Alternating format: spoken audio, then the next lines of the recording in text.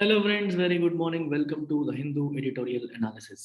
So ఇవాళ editorial వచ్చేసి RBI monetary పాలసీకి సంబంధించింది నా ఫేవరెట్ టాపిక్. సో డీటెయిల్డ్గా నేర్చుకుందాం. దాంతోపాటు ఇంగ్లీష్ వొకాబులరీ కూడా కవర్ చేస్తాను. అందులో వచ్చిన ఇంపార్టెంట్ టర్మ్స్ ఏంటి, కాంటెక్చువల్గా వాటి మీనింగ్స్ ఏంటి. కుదిరితే మీరు ఒక నోట్బుక్ పెట్టుకొని నోట్స్ రాసుకోండి. It will help you daily basis. So before that, let me talk about our flagship course UPSC infinity, which is available both online as well as offline. So ఇక్కడ మీకు కనిపిస్తున్నది online యొక్క fee. ఒకవేళ మీరు offline కావాలంటే fee 60,000 rupees. ఇవన్నీ కూడా up front payment చేసే వాళ్ళకి. ఈఎంఐ కావాలనుకునే వాళ్ళకి ఇక్కడ కనిపిస్తున్న ఫీజుకి ప్లస్ 10,000 యాడ్ చేసుకోండి. ప్లస్ 10,000 యాడ్ చేస్తే మీకు ఈఎంఐ ఆప్షన్ వస్తుంది. యూ కెన్ పే 5,000 పర్ మంత్కి 5,000 పే చేయొచ్చు. మన కోర్స్ యొక్క బ్యూటీ ఏంటి, it comes with lifetime validity. From basics to advanced everything is covered in a detailed manner. మీకు జాబ్ వచ్చేంత వరకు కూడా కంటిన్యూస్ యాక్సెస్ అనేది ఉంటుంది, గైడెన్స్ అనేది ఉంటుంది. ఇంకా ఏమైనా డౌట్స్ ఉంటే ఈ నెంబర్కి కాల్ చేసి మేడంతో మాట్లాడి మీ డౌట్స్ క్లియర్ చేసుకోండి.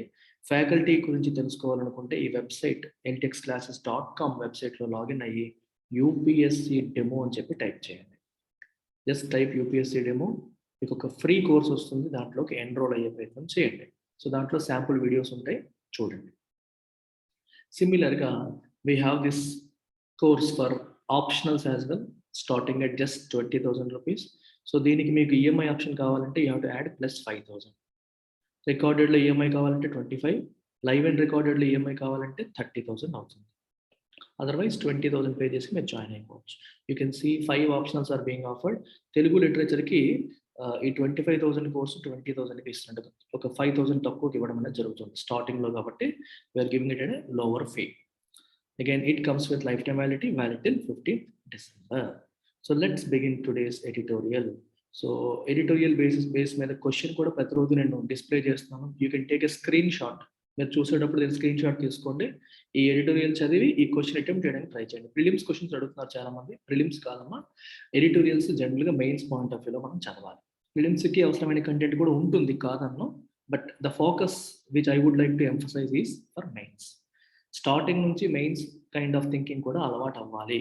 ఓన్లీ ప్రిలిమ్స్కి ప్రిపేర్ అయితే యూపీఎస్సీలో కష్టం. సో మెయిన్స్కి ప్రిపేర్ అవుతూ ప్రిలిమ్స్ కవర్ చేసుకోవాలి. చూడండి, ఇవాళ ఎడిటోరియల్ టైటిల్ ఏం చెప్తుంది, ఒమిక్రాన్ షాడో అంటుంది. ఒమిక్రాన్ అంటే మనకి కరోనా వైరస్ యొక్క new variant, delta plus variant తర్వాత వచ్చిన కొత్త వేరియంట్ని ఒమిక్రాన్ వేరియంట్ అంటున్నాం. సో ఇప్పటి వరకు థర్డ్ వేవ్ అనేది లేదు, ప్రశాంతంగా జీవితం గడిచిపోతుంది అనుకునేసరికి ఒకసారిగా మళ్ళీ దక్షిణాఫ్రికాలో ఒమిక్రాన్ వేరియంట్ బయటపడి అలజడి సృష్టించింది. సో ప్రపంచవ్యాప్తంగా ఆల్రెడీ ఒక 50 కంట్రీస్కి వ్యాపించేసింది. And it is highly infectious అంటున్నారు. సో తొందరగా ఇది వ్యాపిస్తుంది.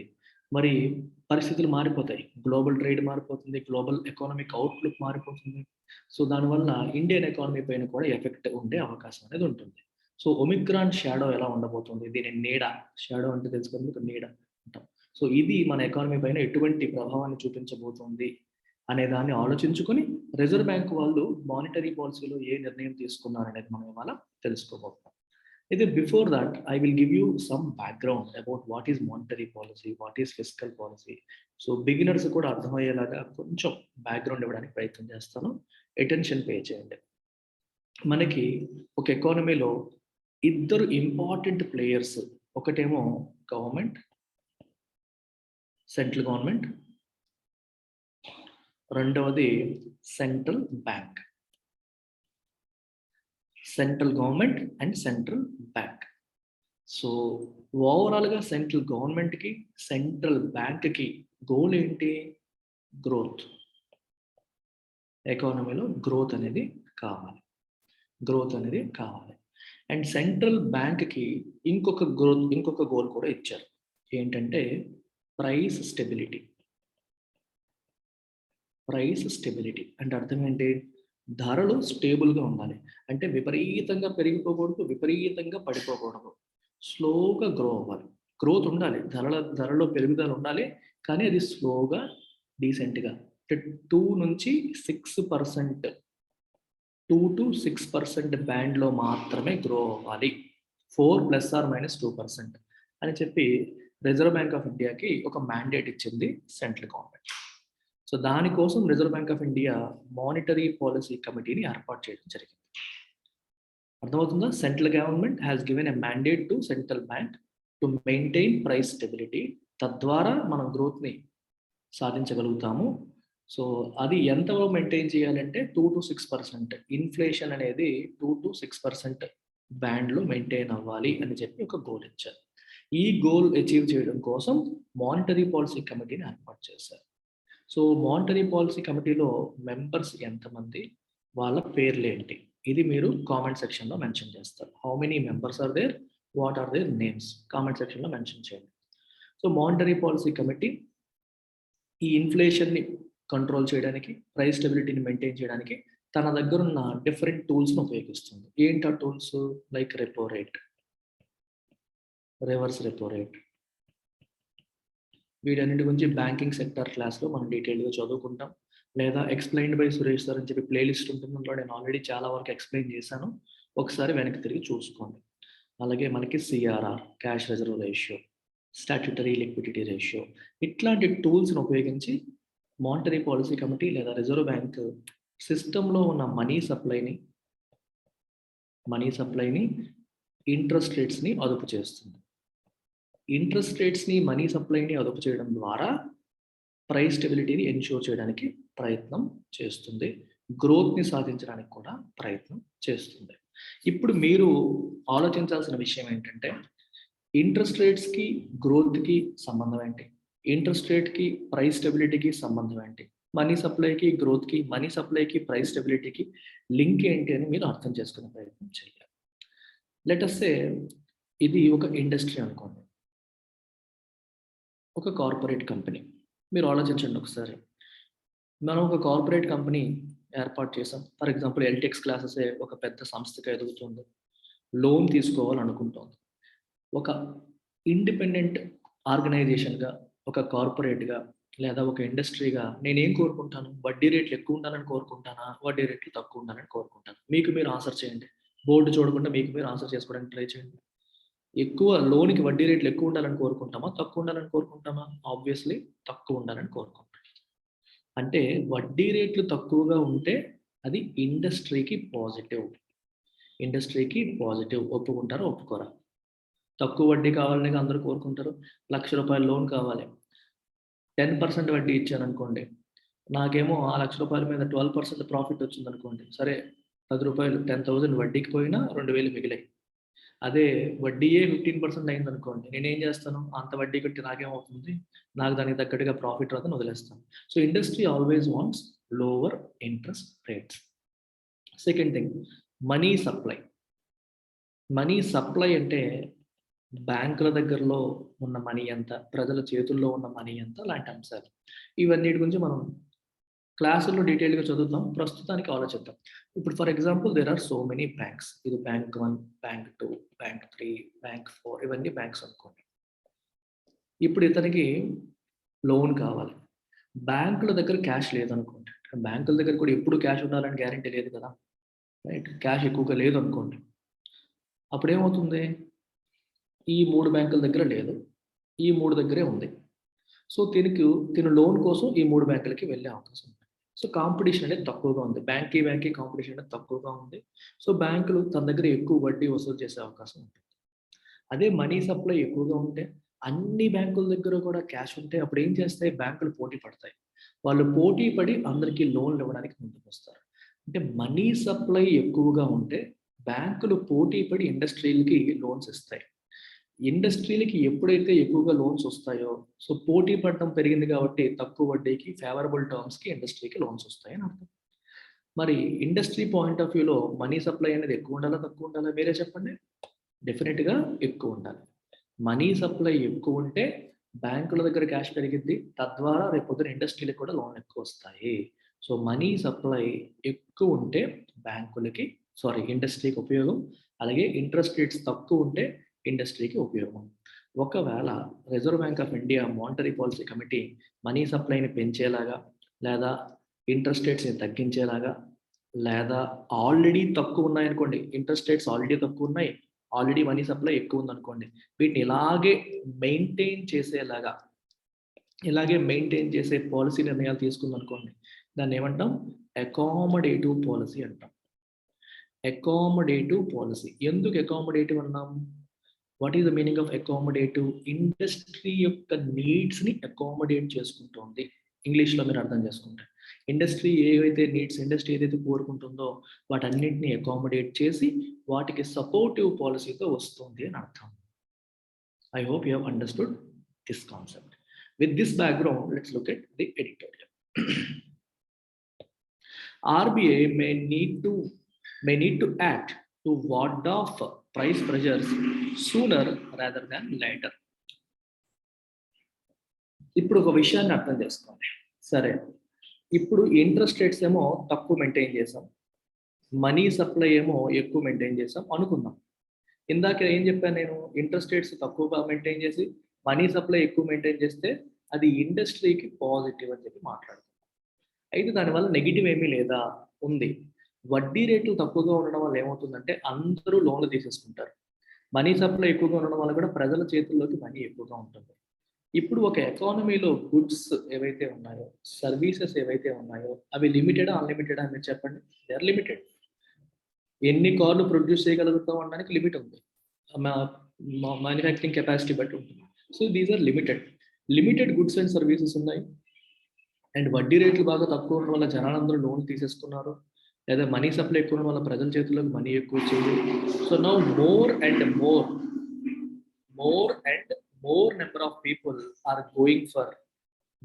more number of people are going for these goods and services. When more and more number of people are going for these goods and services, what will happen? Demand పెరిగిపోతుంది. Demand పెరిగినప్పుడు ఏమవుతుంది? Price పెరుగుతుంది. Price పెరిగితే ఏమైనట్టు? Inflation పెరిగినట్టు. అంటే ఇన్ఫ్లేషన్కి అది దారి తీసినట్టు. అర్థమైందా మీకు? వడ్డీ రేట్లు తక్కువ ఉండడం వల్ల, మనీ సప్లై ఎక్కువ ఉండడం వల్ల ఇన్ఫ్లేషన్కి అది దారి తీసే అవకాశం ఉంటుంది. అందుకని ఎప్పుడైనా సరే మనం గ్రోత్ బాగుండాలంటే వడ్డీ రేట్లు తగ్గించాలి, ఇన్ఫ్లేషన్ని కంట్రోల్ చేయాలంటే వడ్డీ రేట్లు పెంచాలి. ఈ రెండింటిని ఫైన్గా బ్యాలెన్స్ చేయాల్సిన బాధ్యత ఎవరిపైన ఉంటుంది? రిజర్వ్ బ్యాంక్ ఆఫ్ ఇండియా పైన ఉంటుంది. దాంతోపాటు గవర్నమెంట్ పైన కూడా, but predominantly reserve Bank of India పైన ఉంటుంది. సో ఇప్పుడు ఇండస్ట్రీని సపోర్ట్ చేయడం కోసమని ఇంట్రెస్ట్ రేట్స్ తగ్గించుకుంటూ మనీ సప్లై పెంచుకుంటూ వెళ్తే, ఆ తక్కువ ఉండేదాన్ని మెయింటైన్ చేస్తే ప్రైస్ ప్రెజర్స్ పెరిగే అవకాశం ఉంటుంది, ఇన్ఫ్లేషన్ వచ్చే అవకాశం ఉంటుంది. ఇన్ఫ్లేషన్ వస్తే నష్టం ఏంటి సార్? వస్తే రానియండి, నష్టం ఉంది. ఎందుకంటే సామాన్య ప్రజలు సఫర్ అవుతారు. 10,000 రూపాయలతో నెల గడిచేది ఇంతకుముందు, ధరలు పెరిగాయి అనుకోండి, ఆ 10,000 కాస్త 12,000 అయిపోయింది. మరి 12,000కి సడన్గా 2,000 ఆదాయం ఎక్కడి నుంచి వస్తుంది? రాదు. సో వాళ్ళు ఏం చేస్తారు? అదే 10,000తో సర్దుకోవాలి, ఖర్చులు తగ్గించుకోవాలని ట్రై చేస్తారు. ఇంతకుముందు ఫ్రూట్స్ కొనేవాళ్ళు ఇప్పుడు కొనడం మానేస్తారు, ఇంతకుముందు మీట్ కొనేవాళ్ళు ఇప్పుడు కొనడం మానేస్తారు. అంటే పోషకాహారాలు అనుకున్నట్టుగా వాళ్ళకి వెళ్ళవు. సో పూర్ పట్ల ఇన్ఫ్లేషన్ అనేది చాలా దారుణంగా ప్రభావం చూపుతుంది, వాళ్ళ ఆరోగ్యాన్ని కూడా దెబ్బతీసే అవకాశం కూడా ఉంటుంది. ఇలా మీరు లింక్ చేసుకుంటూ అర్థం చేసుకోవాలి. చూడండి, RBI may need to act to ward of price pressures sooner rather than later. ఇప్పుడు ఆర్బీఐ ఏంటంటే ఇండస్ట్రీకి సపోర్టివ్గా ఉంటానని చెప్పి లో ఇంట్రెస్ట్ రేట్ సిస్టమ్ని మెయింటైన్ చేస్తుంది. కాకపోతే ఈ లో ఇంట్రెస్ట్ రేట్ సిస్టమ్ మెయింటైన్ అవ్వడం వల్ల ఇన్ఫ్లేషన్ ప్రెజర్స్ వచ్చేస్తున్నాయి.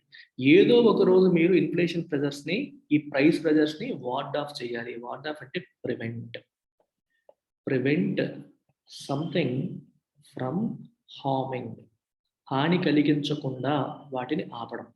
మీకు ఈ వార్డ్ ఆఫ్ గుర్తుపెట్టుకోవడానికి చెప్తాను చూడండి. జనరల్గా ఇది ఎక్కడ వాడతారంటే వార్డ్ ఆఫ్ స్పిరిట్స్ అంటారు. ఆత్మలు మనలోకి ప్రవేశించకుండా, దెయ్యాలు పట్టకుండా. మనం చూడండి, ఆంజనేయ స్వామి విగ్రహం పెట్టుకుంటాం, ఒక నిమ్మకాయలు, నల్ల జీడిపిక్కలు అవన్నీ పెడతారు. ఎందుకంటే to ward of evil spirits, భూతాలు, దెయ్యాలు మన ఇంట్లోకి రాకుండా అంటాం. To prevent something from entering, to prevent something from harming.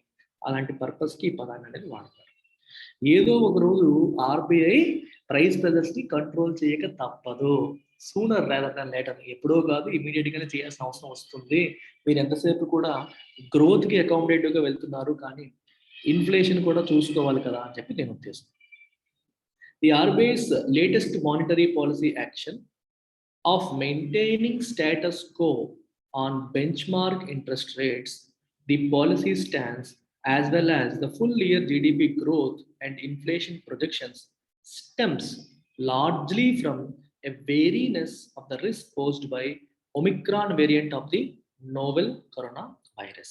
Okay, చూడండి ఒకసారి. The RBI's latest monetary policy action. రీసెంట్గా లేటెస్ట్గా ఆర్బీఐ వాళ్ళు తీసుకున్న ఈ మానిటరీ పాలసీ యాక్షన్ ఏదైతే ఉందో, ఏంట action of maintaining status quo. Status quo అంటే యథాతథ స్థితి, అంటే ఇప్పుడు ఏ స్థితి ఉందో అదే అలా మెయింటైన్ చేయడం. If someone is maintaining status quo, ఇప్పుడు ఏ పరిస్థితి ఉందో దాన్ని అలా కంటిన్యూ చేయడం అని అర్థం అన్నమాట. అర్థమవుతుందా? స్టేటస్ కో అంటే యథాతథ స్థితి తెలుగులో. ఇప్పుడు the prevailing situation, the situation as it is now. ఇంగ్లీష్లో రాయాలంటే the situation as it is now అని అర్థం. కొన్నిసార్లు మీకు ఇంకో పదం వస్తుంది ఇలాగా, స్టేటస్ కో యాంటే అని. స్టేటస్ కో ఏఎన్టీఈ అంటే ఇంతకు ముందున్న స్థితి. ఫర్ ఎగ్జాంపుల్, ఫలానా రోజుకి ఏ పరిస్థితి అయితే ఉందో ఆ పరిస్థితిని మళ్ళీ రెస్టోర్ చేయాలని అనుకోండి. అప్పుడు ఏమంటారు?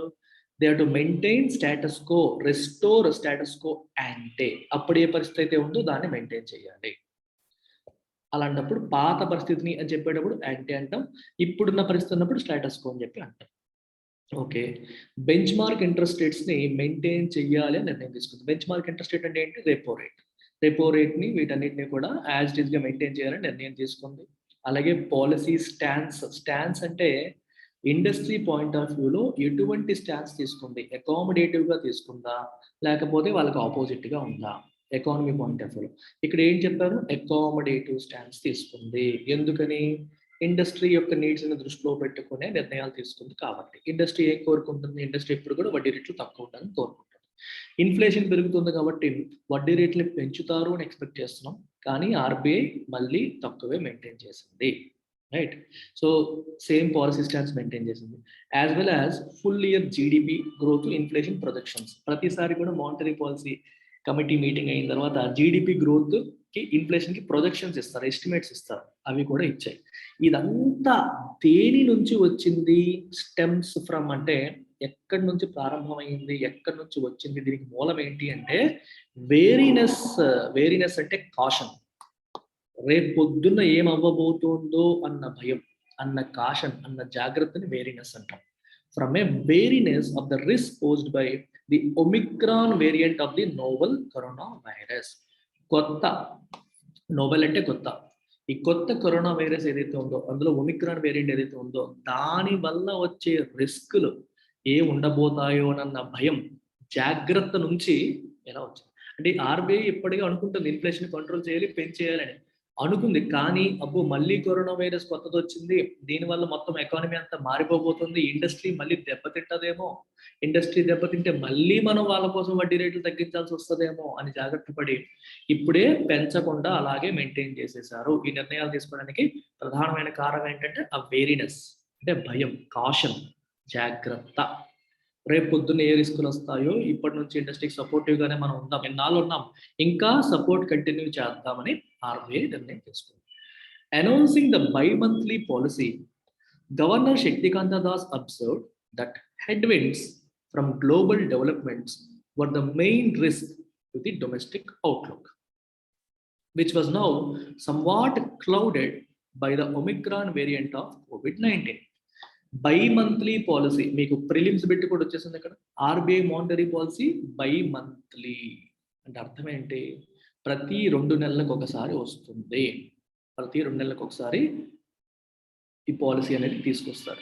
శక్తికాంత దాస్ ఏమన్నారు? ఆర్బీఐ గవర్నర్ ఎవరు? శక్తికాంత దాస్ ఏమన్నారు?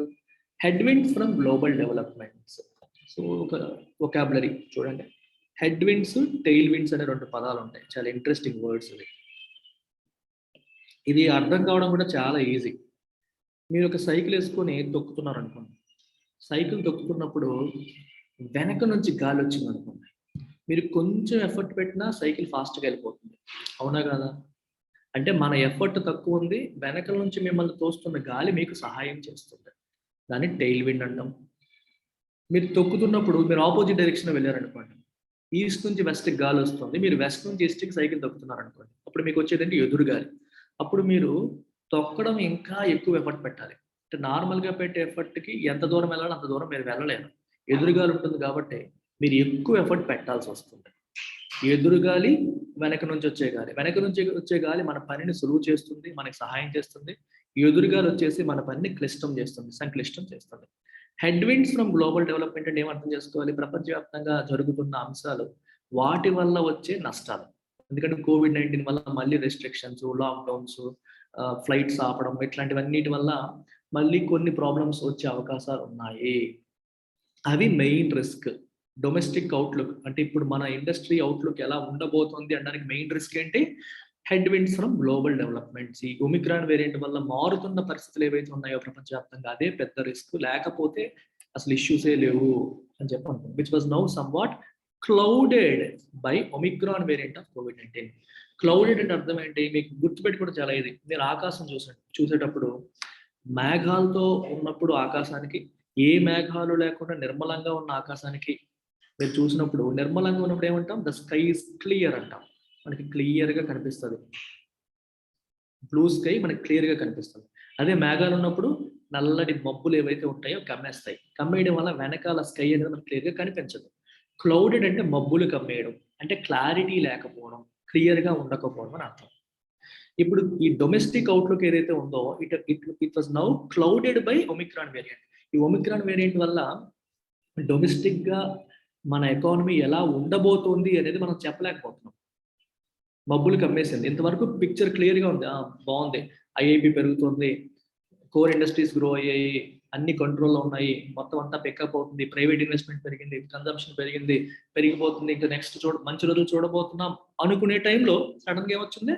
ఒమిక్రాన్ వేరియంట్ వచ్చింది. అరే దీనివల్ల మళ్ళీ ఏమవుతుందో, డిమాండ్ తగ్గిపోతుందేమో, ఇది ఎంత సివియరో ఎంత సీరియస్ ఎలా అవుతుందో తెలియని పరిస్థితికి దారి వేసేసింది. నేను ఇవాళ కొంచెం స్లోగా చెప్తున్నానమ్మా. ఇంగ్లీష్ కూడా మీకు వొకాబులరీ కూడా నేర్పించేస్తాను పనిలో పని. రెండు చూసుకోండి, చదువుతూ వొకాబులరీ పిక్ చేసుకోండి, సబ్జెక్ట్ కూడా నేర్చుకోండి. It's a combination, full means. With the key drivers of demand in the economy, private investment and private consumption still lacking meaningful momentum, the Monetary Policy Committee had opted to continue with its growth supportive accommodative policy stance so as to enable a durable and broad-based recovery, he said. He and ఎవరు? శక్తికాంత దాస్. చాలా important sentence చూడండి. ఇక్కడ మీకు ఏం కనిపిస్తుందమ్మా? Key drivers of demand in the economy ఏంటవి? Private investment, private consumption. రెండు ఒకటేనా? కాదు. ఎంత వేరియేషన్ ఉందో చూడండి ఒకసారి. ప్రైవేట్ ఇన్వెస్ట్మెంట్ కి, ప్రైవేట్ కన్జంప్షన్ కి చాలా డిఫరెన్స్ ఉంది. When I say private consumption, దీని అర్థం కార్పొరేట్ కంపెనీలు, ప్రైవేట్ కంపెనీలు అని కాదు. Private consumption indicates consumption by all citizens of India. మనందరం పెట్టే ఖర్చు, వస్తువులు మరియు సేవల కోసం మనం పెట్టే ఖర్చుని ప్రైవేట్ కన్జంప్షన్ అంటాం. ఇక్కడ ప్రైవేట్ అంటే ప్రైవేట్ కంపెనీస్ అని కాదు. It indicates all individuals and all citizens of the country. This is private consumption. మనందరం పెట్టే ఖర్చే కదా గుడ్స్ అండ్ సర్వీసెస్ కి డిమాండ్ అవుతుంది. సో మరి కీ డ్రైవర్ ఆఫ్ ఎకానమీ అవుతుందా కాదా? ఎస్, అవుతుంది. Next, private investment. Private investment అంటే సార్ ఇందాక మీరు అన్నారు సిటిజన్స్ అందరూ పెట్టే ఖర్చుని ప్రైవేట్ కన్జంప్షన్ అన్నాం. సో సిటిజన్స్ అందరూ చేసే ఇన్వెస్ట్మెంట్ ని మనం బ్యాంకుల్లోనూ లేకపోతే స్టాక్ మార్కెట్లోనూ వీటిలో ఇన్వెస్ట్మెంట్ చేస్తాం కదా, అది ప్రైవేట్ ఇన్వెస్ట్మెంటా? కాదు, అది కాదు ప్రైవేట్ ఇన్వెస్ట్మెంట్. ప్రైవేట్ ఇన్వెస్ట్మెంట్ అంటే ప్రైవేట్ కంపెనీస్, ఇక్కడ కార్పొరేట్స్ వస్తాయి. కార్పొరేట్స్ వాళ్ళ బిజినెస్ ఎక్స్పాన్షన్ కోసం లేదా న్యూ బిజినెస్ ప్రారంభించడం కోసం పెట్టే ఇన్వెస్ట్మెంట్ ని ప్రైవేట్ ఇన్వెస్ట్మెంట్ అంటాం. If A company is starting new business are is expanding existing business, దానికోసం పెట్టే క్యాపిటల్ ఏమంటాం? Private investment. లేదా కొత్త ఎక్విప్మెంట్ కొన్నారు, కొత్త మెషినరీ కొన్నారు, that is private investment. Private consumption అంటే పీపుల్ ఆఫ్ ఇండియా, మనం అందరం పెట్టే ఖర్చు ప్రైవేట్ కన్జంప్షన్. ఈ రెండు కీ డ్రైవర్స్. ఎందుకని? ప్రైవేట్ ఇన్వెస్ట్మెంట్ దేన్ని ఇండికేట్ చేస్తుంది? ఎకానమీ బాగున్నప్పుడే, వాళ్ళ వస్తువులకి సేవలకి డిమాండ్ ఉన్నప్పుడే కదా ఎవరైనా సరే ఎక్స్పాండ్ చేయాలనుకుంటారు. ఎల్టీఎక్స్ క్లాసెస్ లో వైజాగ్ బ్రాంచ్ ఫుల్ అయిపోతానే కదా నేను హైదరాబాద్ లో బ్రాంచ్ పెట్టాలనుకుంటాను. అర్థమవుతుందా మీకు? డిమాండ్ బాగుంటే నేను ఇంకో దగ్గర చేయాలనుకుంటాను, ఎవరైనా అంతే. అయితే ఈ రెండు పారామీటర్స్ కూడా స్టిల్ ల్యాకింగ్ మీనింగ్ఫుల్ మొమెంటం. అంత మొమెంటంలోకి ఇంకా రాలేదు, వెనకబడే ఉన్నాయి, స్లోగానే ఉన్నాయి. అందుకనే మానిటరీ పాలిటీ కమిటీ ఏం చేసిందంటే had opted to continue with its growth supportive accommodative policy stance. Growth supportive పాలసీనే కంటిన్యూ చేయాలని ఆప్షన్ ఎంచుతుంది. ఎందుకంటే ఫుల్ ఫ్లెడ్జ్డ్గా ఈ కీ డ్రైవర్స్ ఆఫ్ ఎకానమీ ఇంకా పికప్ అవ్వలేదు కాబట్టి. So as to enable durable అంటే able to be maintained. Durability అంటే అర్థం ఏంటి? Something that is able to be maintain చేయగలిగేది డ్యూరబుల్, మెయింటైన్ చేయలేకపోవడం టెంపరీ. డ్యూరబుల్ రికవరీ ఉండాలి. ఈ రోజు రికవరీ అయిపోయి రేపు మళ్ళీ తుస్సుమని పడిపోయేది కాదు. Durable recovery. రెండోది బ్రాడ్ బేస్డ్ అంటే అన్ని రంగాలలో రికవరీ అనేది రావాలి. కొన్ని రంగాలు బాగా గ్రో అయ్యి కొన్ని సెక్టార్స్ వెనకబడితే అది బ్రాడ్ బేస్డ్ కాదు. డ్యూరబుల్ అండ్ బ్రాడ్ బేస్డ్ రికవరీని ఎనేబుల్ చేయడానికి growth supportive accommodative policy stance నే ఎంచుకున్నది ఎవరు? RBI monetary policy. While it may sound churlish అంటే రూడ్ అని. చర్లిష్ అంటే మీనింగ్ ఏంటి? Rude. It may sound churlish to question the MPC's stand, given that ongoing recovery from last fiscal's record contraction is still yet to register an across-the-board expansion from pre-pandemic levels. The fact that one of the 6 members of the rate-setting panel has dissented on the policy stance for a third consecutive time cannot be ignored. ఒకటే sentence ఇది. అరే ఆ monetary policy committee అన్ని ఆలోచించుకునే చివరికి నిర్ణయాన్ని తీసుకుంది. వాళ్ళు తీసుకునే ఈ నిర్ణయాన్ని మనం క్వశ్చన్ చేయడం అనేది మే సౌండ్ చర్లిష్ అంటే రూడ్ గా అనిపించవచ్చు. అయినప్పటికీ ఎందుకని? Given that the ongoing recovery from last fiscal's record contraction is still yet to register an across the board expansion.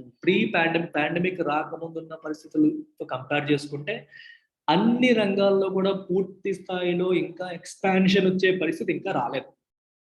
కాబట్టి మరి ఇండస్ట్రీని సపోర్ట్ చేయడానికి ఆర్బీఐ నిర్ణయం తీసుకోవడానికి మనం సపోర్ట్ చేయాలి.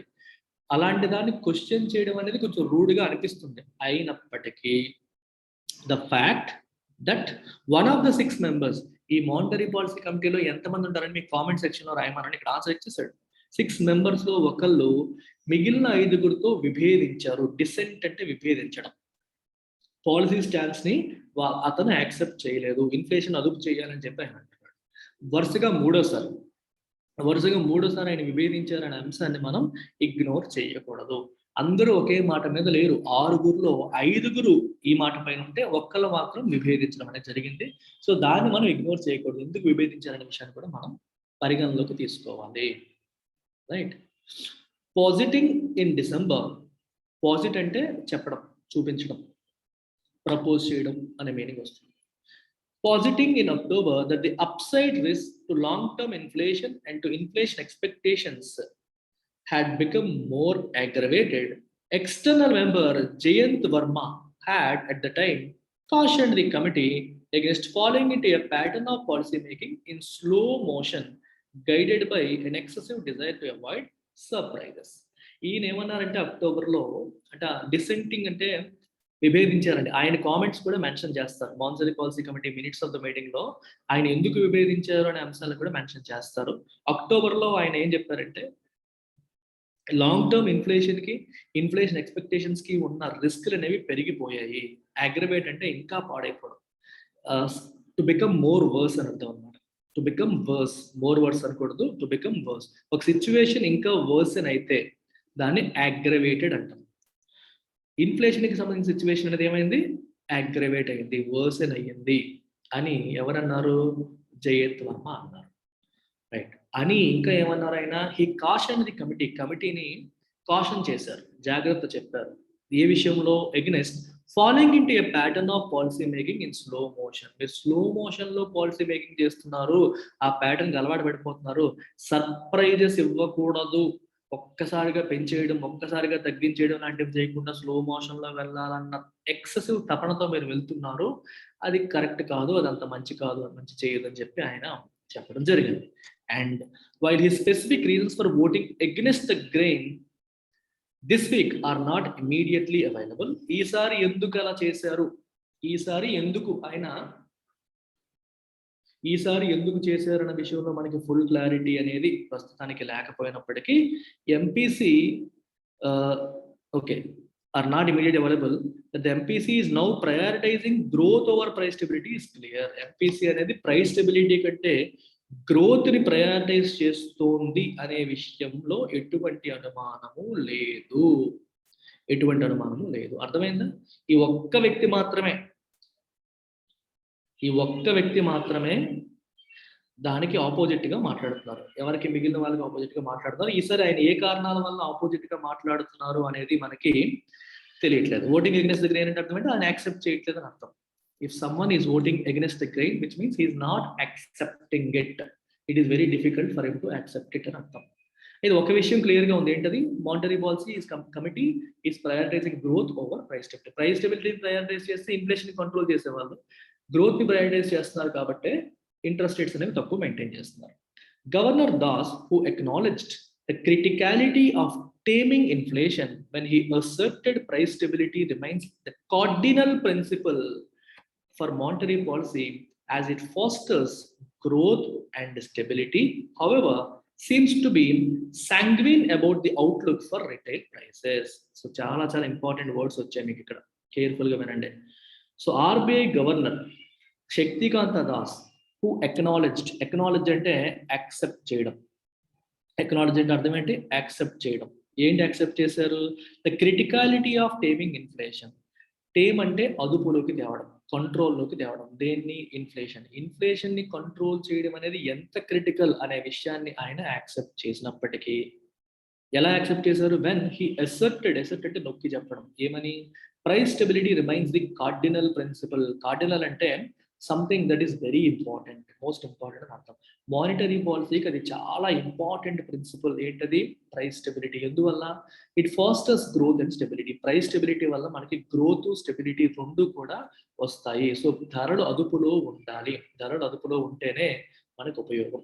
మీకు డౌట్ వస్తుంది, సార్ ప్రైస్ స్టెబిలిటీ వల్ల గ్రోత్ ఎందుకు వస్తుంది అని.